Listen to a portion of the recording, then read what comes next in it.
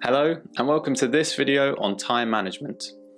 Today we're going to be showing you how you can organise your weekly schedule in order to meet your objectives, and we'll also show you how you can use and fill out our weekly revision calendar in order to stay on top of your studies.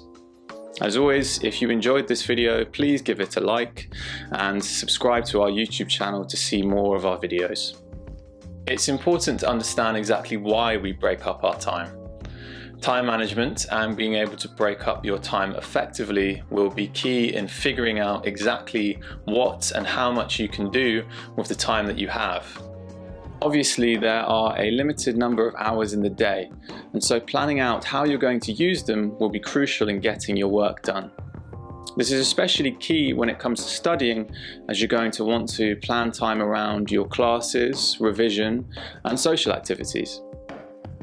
The benefits of time management are clear, and having a defined study or revision calendar will help you track your progress by giving you a visual representation of how much you have done and how much you have left to do.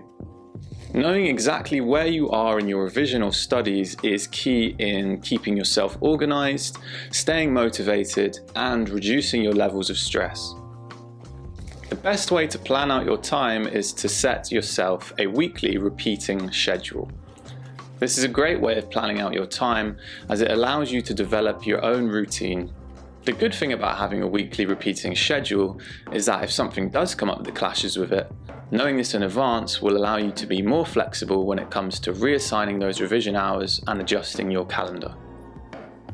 If you need help in organising your weekly schedule, you can download our calendar template from the description below. Here's an example of a calendar that we filled out in the life of a typical student. We recommend that you plot in your lessons first and then schedule revision around those times. This then allows you to see where you can schedule in other stuff like social and extracurricular activities. And remember to use what we learned in the last video by setting SMART revision objectives. Pick ones with specific focus and make sure you're setting enough work that is realistic for you. Some sessions might need 2 hours, but we find that 1 hour typically is enough to cover the smaller points. And that's it for today's video. We want to hear from you, so if there's anything you'd like us to cover in this video series, leave a comment on this video and we'll do our best to add it in. And don't forget to follow us on Facebook and Instagram, where you can find daily study tips, revision content, and test questions. Thanks for watching the video. You can download the full revision handbook from the link in the description.